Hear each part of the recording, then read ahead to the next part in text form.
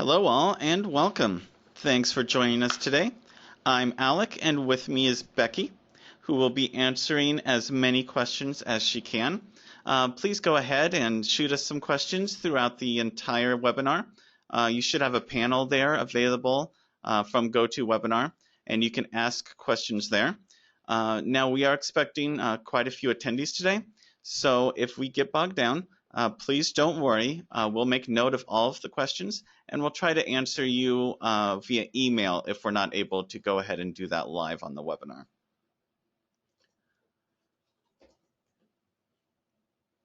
Also remember that if you at any point have to leave us today, we will be recording this for posterity, and this will be on YouTube later. So if any point you just need to bow out, you can visit our YouTube channel. Just search IDX Broker when you're on YouTube, and this will be there within the next couple days, I believe, the entire webinar recording.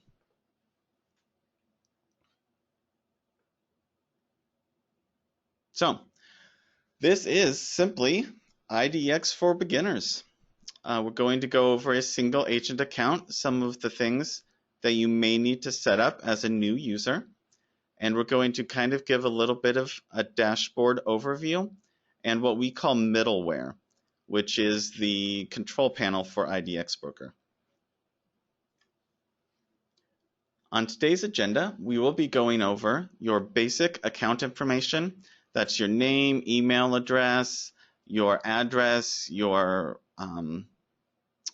display name. We will also be doing some basic design changes that are just simple checkboxes and buttons within IDX Broker. We won't go real deep into full customization, although it is available in IDX Broker, but we're just going to make some bigger changes that are fairly easy as a new user. We will be viewing leads because, really that's what it's all about, is getting those leads and getting people interested in purchasing properties from you. We're also going to be able to edit listing information, and as time allows, we will be entering what we call a supplemental listing, but which is more commonly referred to as a pocket listing. And so that'll help you if you need some sold data, or if you simply have an off-the-market property that you want to showcase that you don't want in your MLS.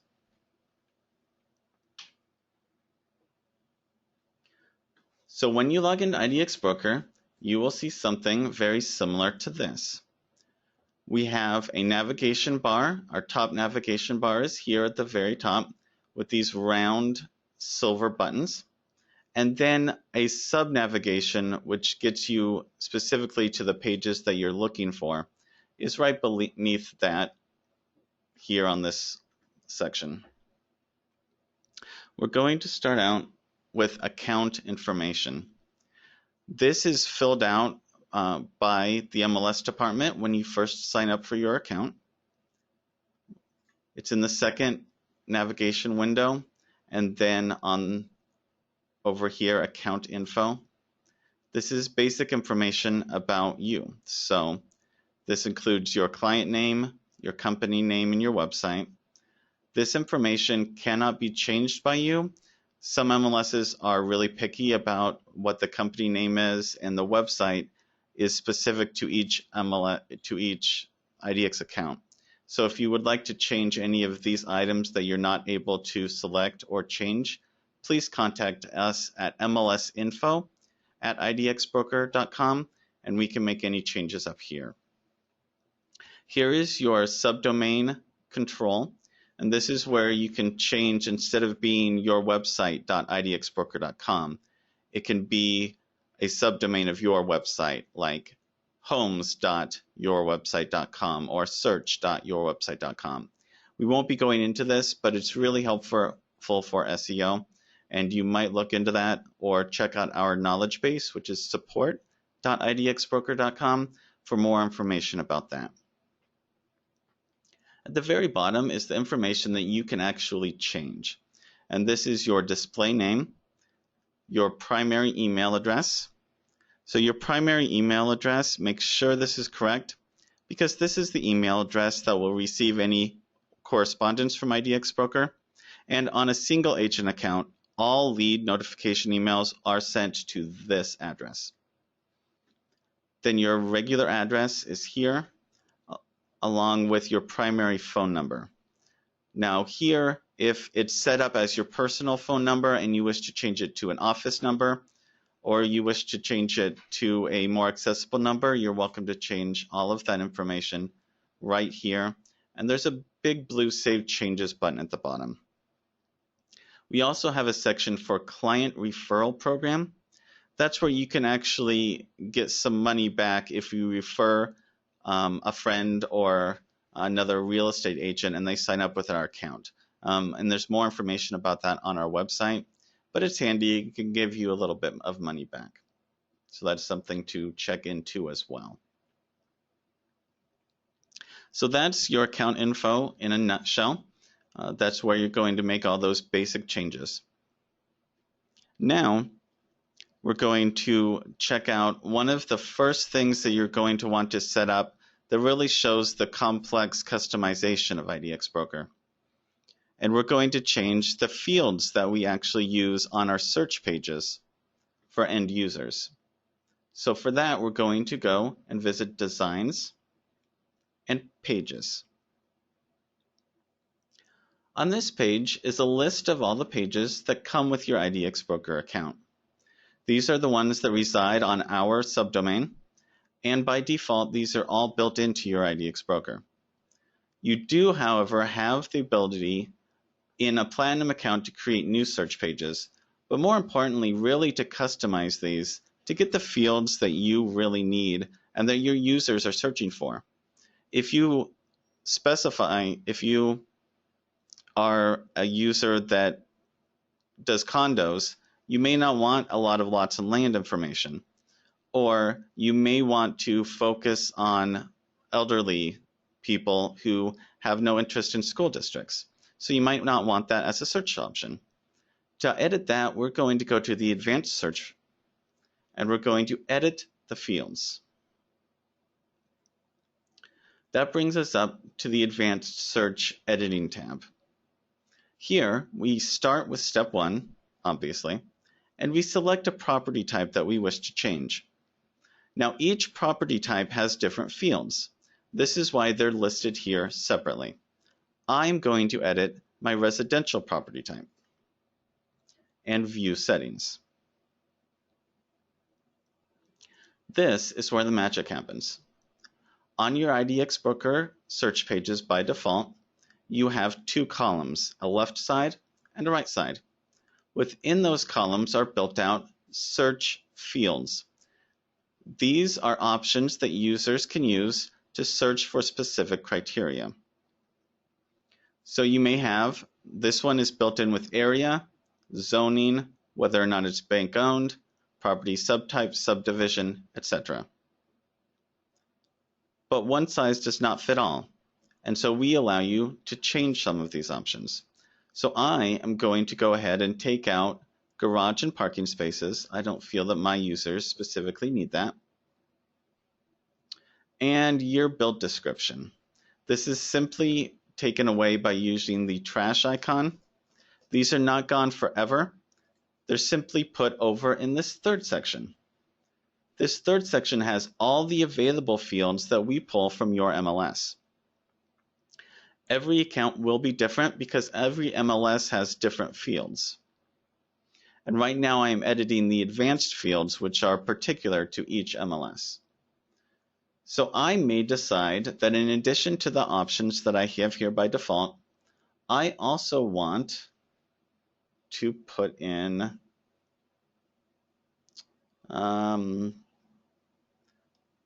the square foot calculated field for my users just to choose from. Once I have this specified to the fields that I think are most useful to my users, I'm going to go up to the upper left and save my property type. Now that I have a search that I think is beneficial and useful for my users, I'm going to go ahead and put this to use. I'm going to create a widget. Now, widgets are great content from IDX Broker. Widgets really allow you to take a little bit of IDX property information and place it anywhere on your website. This is information that you can use on any of your existing pages. You can use it in a blog post. You can use it really anywhere. It's not tied to your IDX Broker pages. And so once you create this, it will give you a little bit of code that you can place anywhere on your website.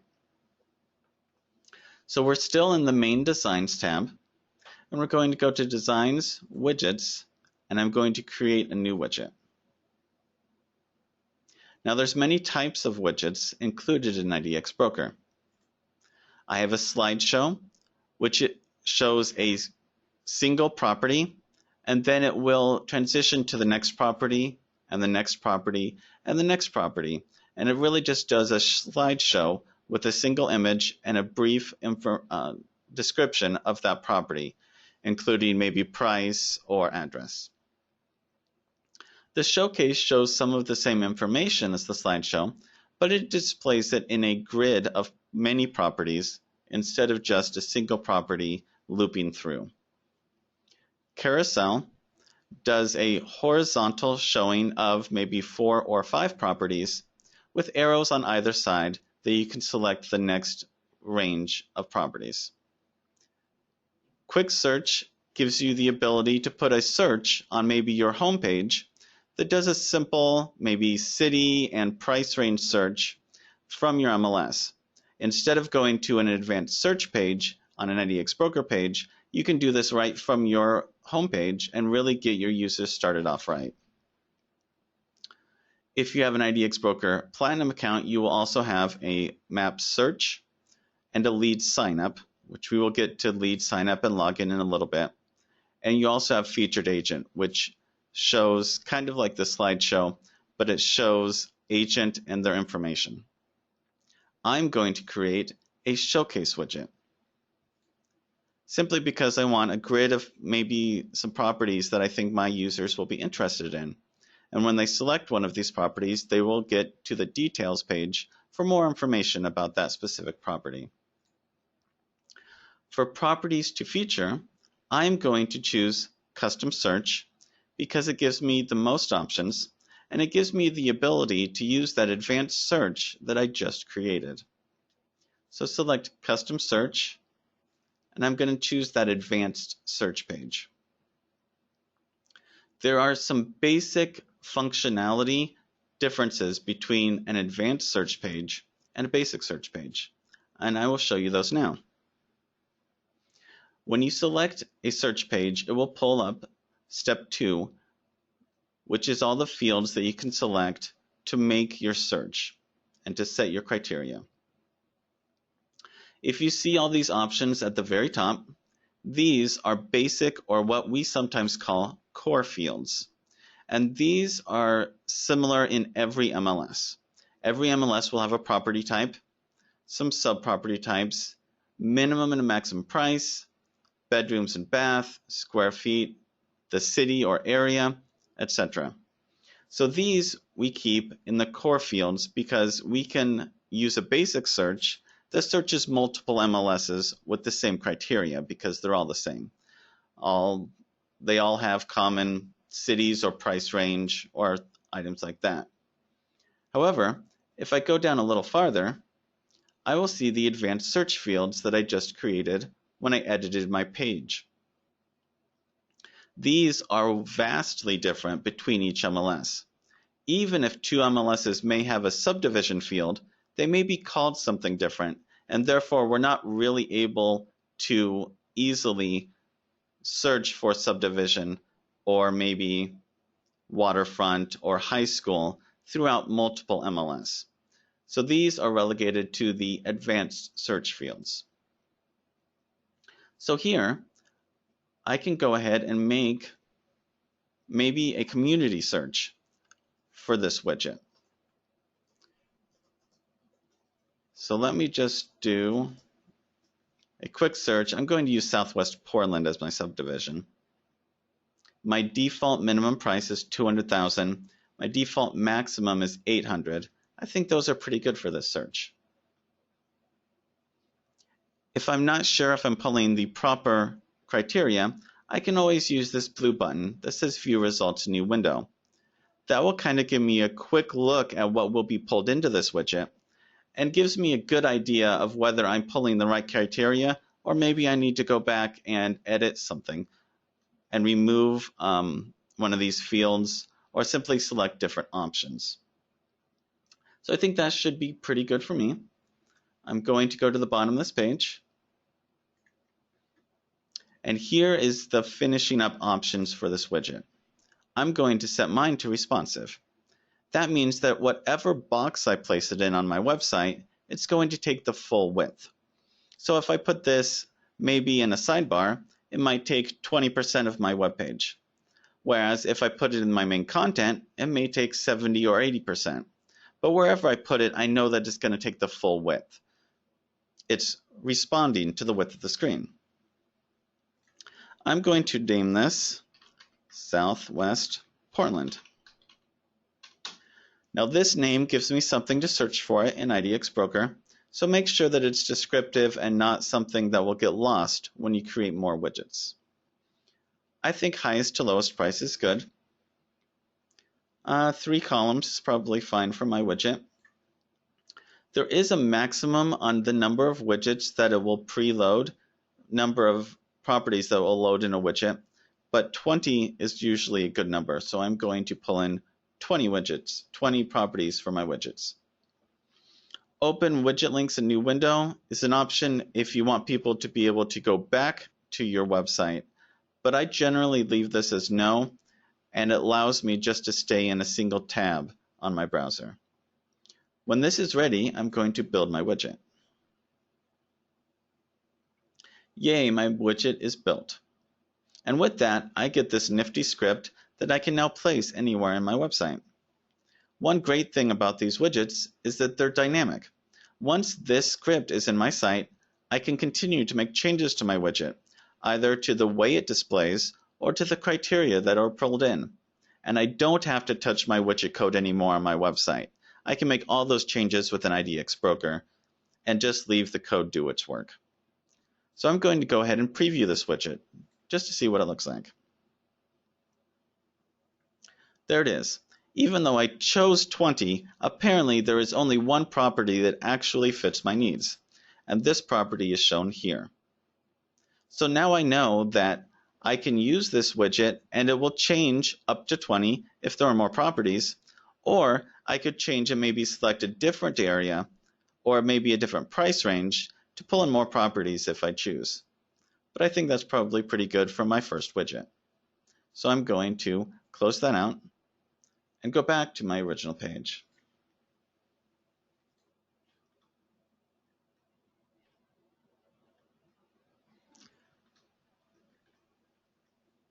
So I had mentioned some of the other widgets before.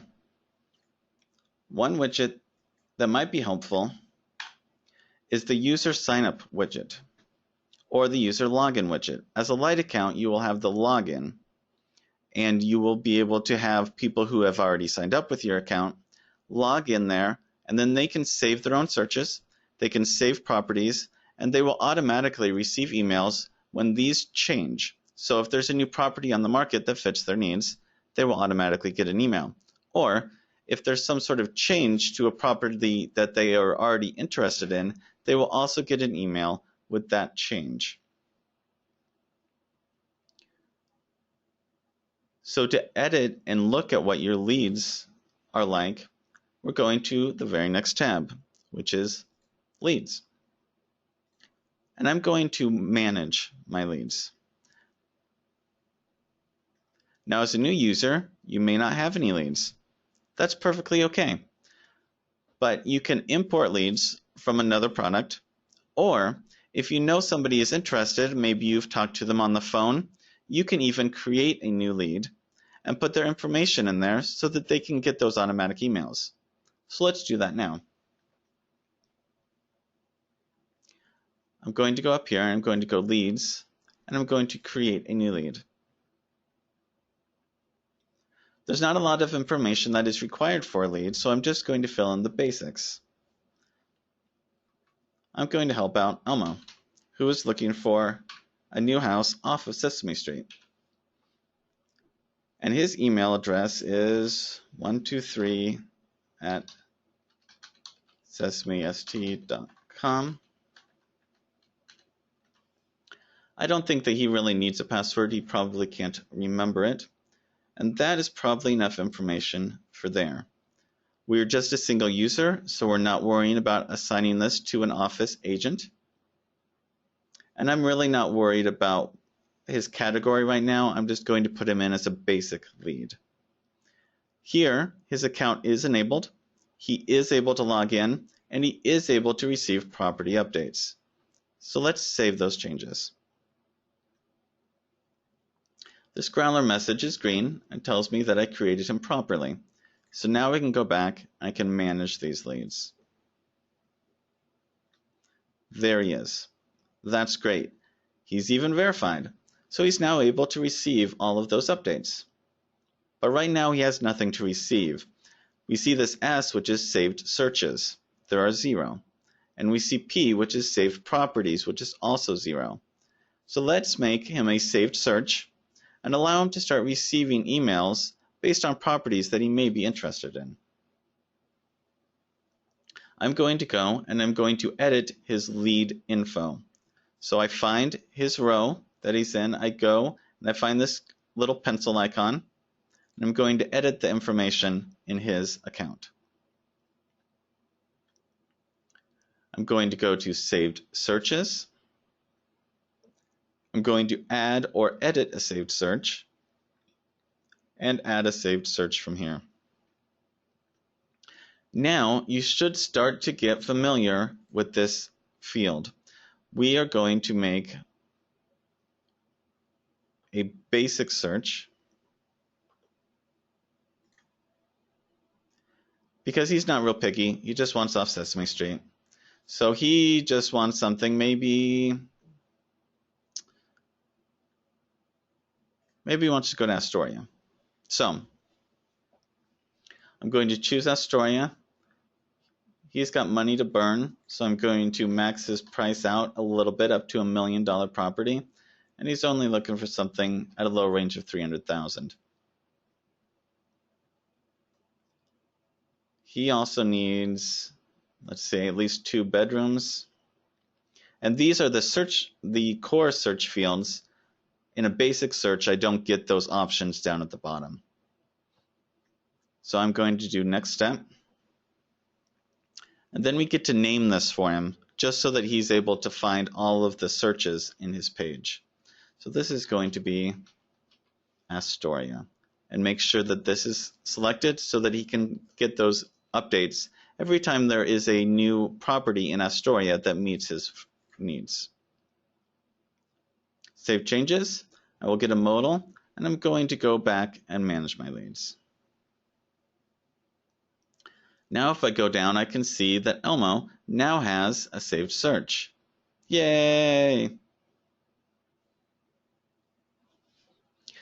Now that we've created a saved search, I will show you how you can create one that is available for your main website that maybe all users can use. So I'm going to create a saved link. Saved links are really great if you want a community page, or if you just want to focus users on a specific criteria instead of them just messing around with all of the search options. So this will give them a results page based on search criteria that you set specifically and that they cannot change. So that is going to be in Preferences, Saved Links, and Create. Again, our standard nice search pages. Mind you, address can be helpful if you're searching for a building specific, or you can even do a street. So you don't have to fill out all the information, but you can set a specific street if you're interested in that. Advanced search is my general go-to because it gives me the most options to choose from. Basic search is nice if you're just looking for city or maybe just a price range. Email update signup walks people through creating a saved search and then also creating an account as a lead in your system. Then listing ID can be helpful if you just want a specific listing. So if you want a page that just showcases your newest property, your newest $1 million house, then listing ID can be a good option for that. But beware that listing ID will only be available as long as that property is on the market. So it's not dynamic, it's just a specific number that can go away when it's sold. For Platinum users, we also have a polygon search, a map search. And then for more advanced users, we can also copy and paste links here. But I'm going to go back to my handy dandy advanced search.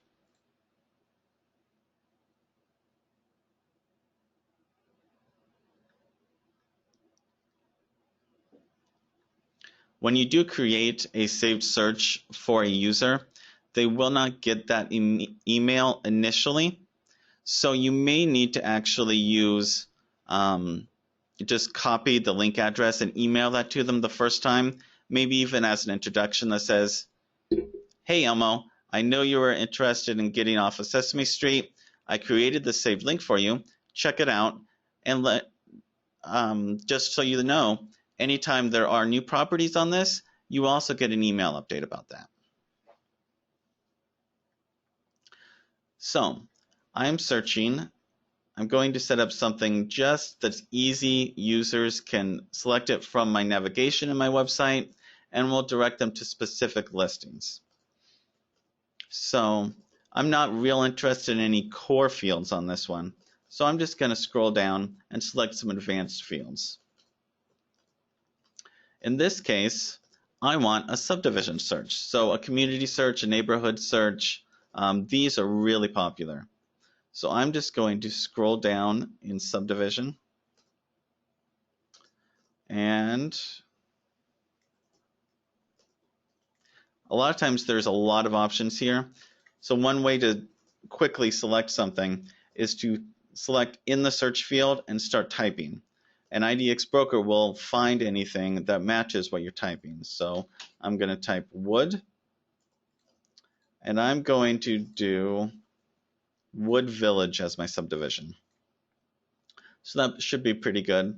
I'm not specifically concerned on any other fields here, but you might want something. If you know your subdivision has golf course views, you might select that to give people only golf course options. Or you might want to focus on a specific high school if your market is folks that have, older kids. Once I'm done with my main options here, I'm going to select the Next Step button. Here, I'm able to give my page a title, which will also autofill that URL and give me a link that I can use to send people to these search results. For this, I'm just going to type wood. It's nice and short, it gets to the point. I also have the ability to add meta descriptions and meta keywords here. Now you can come back and fill these out whenever you want. These are handy if people search you on Google and really want to know what this link is about. You can give them a description, which is just maybe a paragraph of prose of information about this neighborhood. You can also do some comma-separated keywords so that users can more easily find this search criteria. Besides being really handy and really easy to use, saved links are great for SEO because they give some specific content that is useful, that is specific, that is unique. And that's really great for search engines and just for people searching for your information. You can give additional content in the subheader. This displays right above your IDX Broker content. You can write something about your subdivision.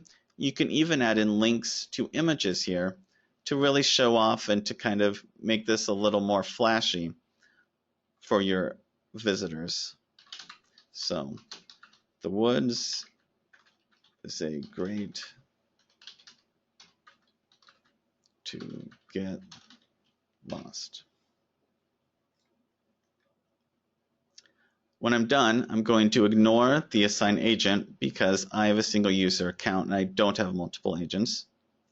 And I'm going to save and manage my links. So here is a list of all of the saved links I have ever created in IDX Broker. Currently I have one for Boca Raton, and I have one for the new subdivision that I just created. I can preview this link. It will also give me the URL that I can copy and paste into my navigation. So here's my link. It's my website, idxbroker.com/i/wood. Unfortunately, there are no properties currently available in that subdivision. So it simply tells my users, it gives them the subheader that I used, and it just tells them that there's not anything there right now. However, in the future, if there are search results in this subdivision, they will show up right here.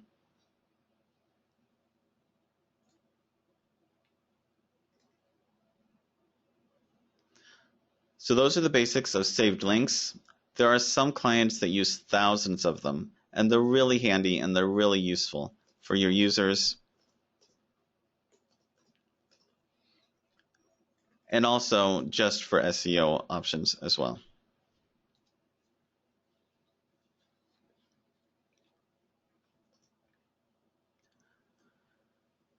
So you might be interested in creating a pocket listing.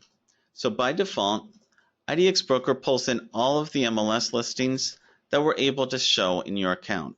But sometimes you want something that's not on the market, or you just want to showcase maybe an old sold property. For that, we have what we call supplemental listings.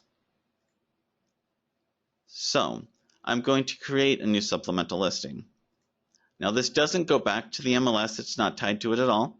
It simply gives you an option to showcase more properties on your website. So the very first step after doing supplemental and create is selecting an MLS. Now this doesn't mean that this sends the information to the MLS, it doesn't pull anything from the MLS, it simply gives a template to IDX Broker that fits in with the rest of your MLS listings. Because each of them is going to have different options, and we want them to be able to be searched for the same way as a regular listing in your account. So this is going to be an attached one. I'm not going to use a user. I just need to add a street number, the name,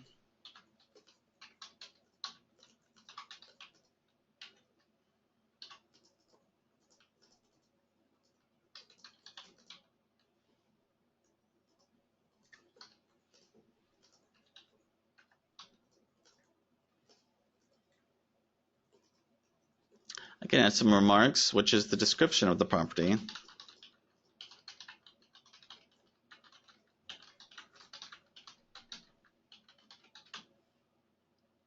Of course, a listing price. And I can add other options as well. This one is a sold property, so I'm just going to mark it as sold. And I'm going to add the property. Okay, so I've created a new one. Now, if I go to supplemental and manage, I see that I have a new property that I just created.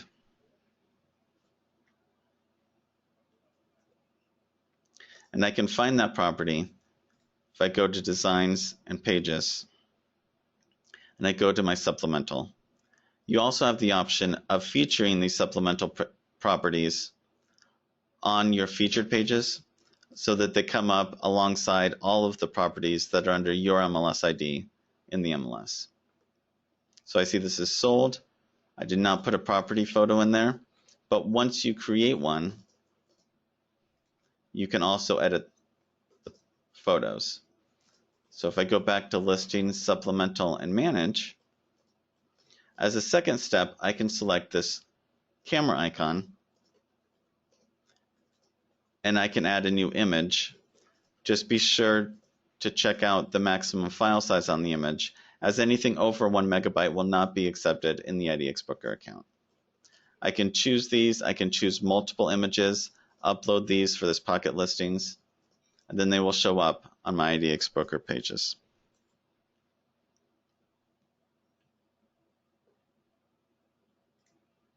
So that is that.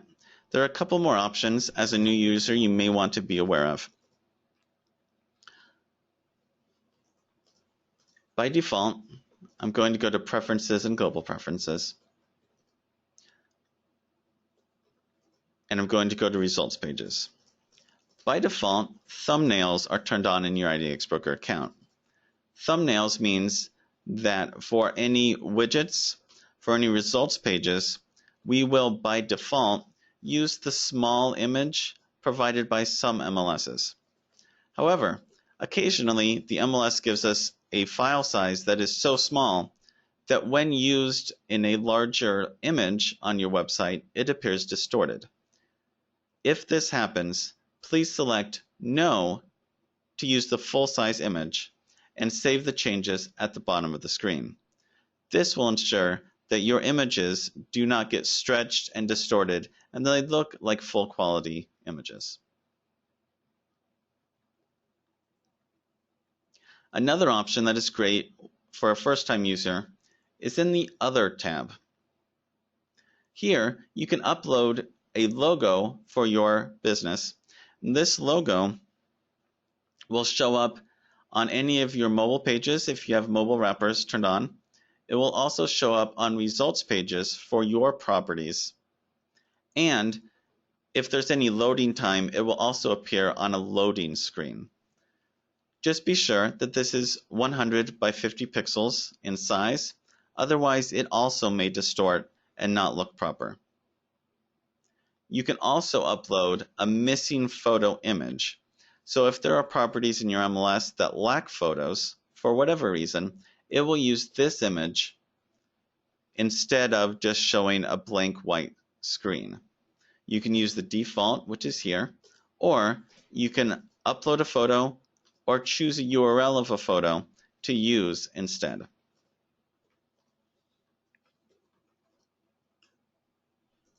That is the end of what we have planned for our beginning users. However, Becky tells me that we have a lot of questions to go over, so let's do that, Becky. What you got? Let's see, we've got a question from a user, the very last one. Very last one, okay. That is an excellent question, thanks. So, the question is, where do we choose what shows up in a URL or the title of one of our community saved link pages? Which is totally 100% customizable in IDX Broker. So, for that, we can go to Designs and Pages.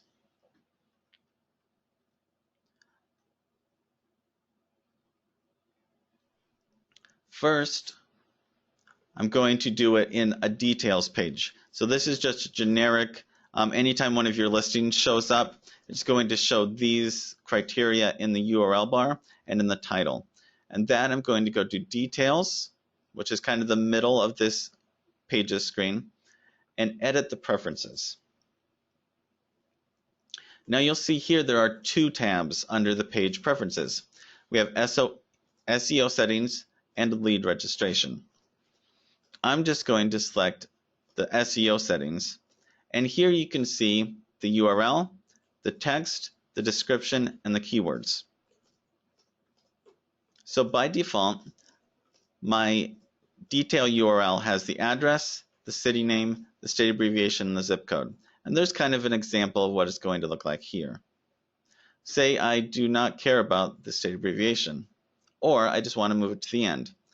I can click the X to delete any of these in the URL, and then I can select an empty space here and put maybe I want the whole state instead of just the abbreviation. So this shows me that on 345 Main Street, Eugene, Oregon, this will show up. based on what I have here. This dynamic title text looks different, but it's really the same thing.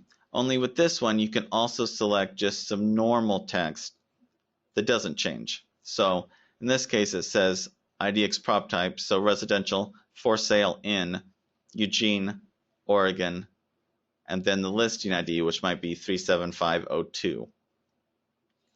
But the rest of the functionality is pretty much the same. I can just add some more options here based on this list over here. So I'm going to also add in my zip code in curly brackets. Same thing for description and keywords. You can change your detail page URL right here, which is the base of all of your details pages. And then you can save your changes. Now, specifically for a results page, let's go back to Preferences, Saved Links, and Manage.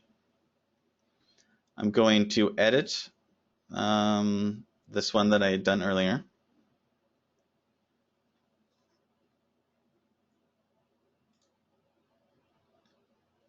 Preferences, you can change your keywords and options there.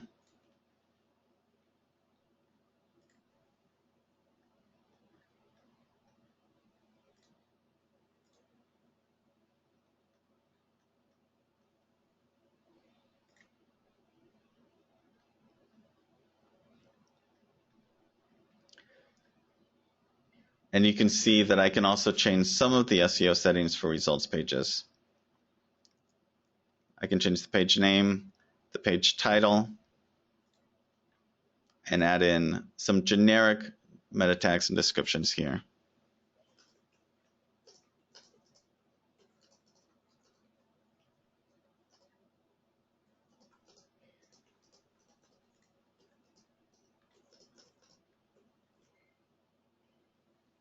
Does that answer those questions? Do you have more, Becky?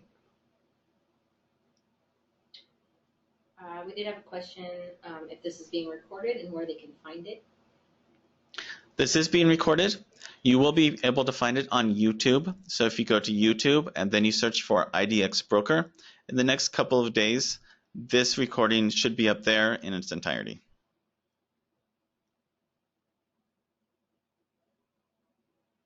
Anybody else have any other questions? Do we have any more questions? Okay. Thanks for joining us. We will be doing some more support type topics, and we'll delve a little deeper into each of these items in future webinars. Be sure to contact our support team. If you have any questions, you can always email us at help@idxbroker.com. And we will have future webinars. You guys signed up for this, so you know where to find that. But it's idxbroker.com/IDX_webinar. And that's where additional webinars, both for sales and support, will be featured.